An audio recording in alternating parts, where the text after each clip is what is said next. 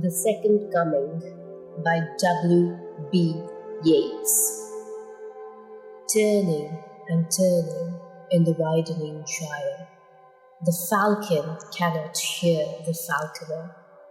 Things fall apart, the centre cannot hold. Mere anarchy is loosed upon the world. The blood-dimmed tide is loosed, and everywhere the ceremony of innocence is drowned. The best lack all conviction, while the worst are full of passionate intensity. Surely some revelation is at hand. Surely the second coming is at hand. The second coming, hardly are those words out, when a vast image out of Spiritus Mundi troubles my sight. Somewhere in sands of the desert, a shape with lion body and the head of a man, a gaze blank and pitiless as the sun, is moving its slow thighs while all about it reel shadows of the indignant desert birds. The darkness drops again, but now I know that 20 centuries of stony sleep were vexed to nightmare by a rocking cradle, and what rough beast, its hour come round at last, slouches towards Bethlehem to be born. Easter 1916. I have met them at close of day, coming with vivid faces, from counter or desk among grey 18th century houses. I have passed with a nod of the head, or polite, meaningless words, or have lingered a while and said polite, meaningless words, and thought before I had done of a mocking tale or a jibe to please a companion around the fire at the club, being certain that they and I but lived where mortally is worn. All changed utterly, a terrible beauty was born. That women's days were spent in ignorant goodwill, her nights in argument, until her voice grew shrill. What voice more sweet than hers, when young and beautiful she wrote to harriers? This man had kept a school and rode our winged horse. This other, his helper and friend, was coming into his force. He might have won fame in the end, so sensitive his nature seemed, so daring and sweet his thought. This other man I had dreamed, a drunken, vainglorious lout.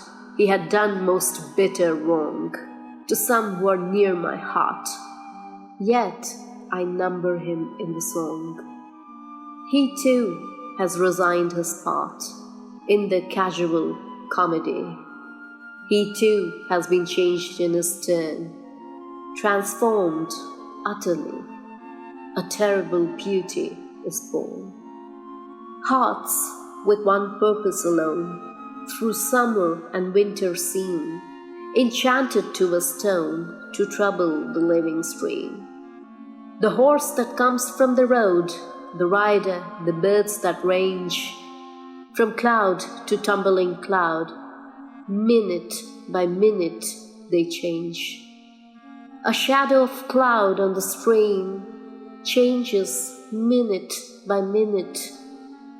A horse hoof slides on the brim, and a horse flashes within it. The long-legged moor hens dive, and hence to more cocks call. Minute to minute they live, the stones in the midst of all. Too long a sacrifice can make a stone of the heart, or when may it suffice? That is heaven's part.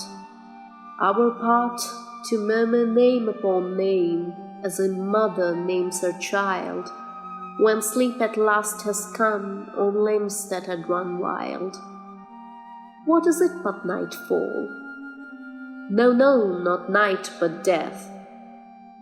Was it needless death after all? For England may keep faith.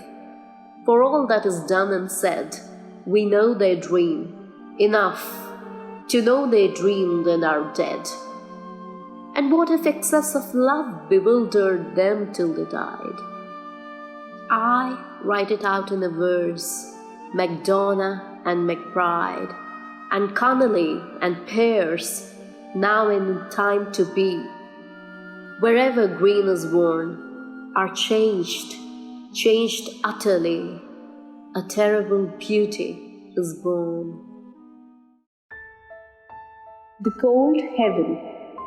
Suddenly I saw the cold and rock-delighting heaven, that seemed as though ice burnt, and was but the more ice, and thereupon imagination and heart were driven, so wild that every casual thought of that and this vanished and left but memories that should be out of season, with the hot blood of youth, of love crossed long ago. And I took all the blame, out of all sense and reason, until I cried and trembled and rocked to and fro, riddled with light. Ah, when the ghost begins to quicken, confusion of the deathbed over, is it sent out naked on the roads, as the books say, and stricken by the injustice of the skies for punishment? When you're old and grey and full of sleep, and nodding by the fire, take down this book and slowly read, and dream of the soft look your eyes had once, and of their shadows deep. How many loved your moments of glad grace, and loved your beauty with love false or true.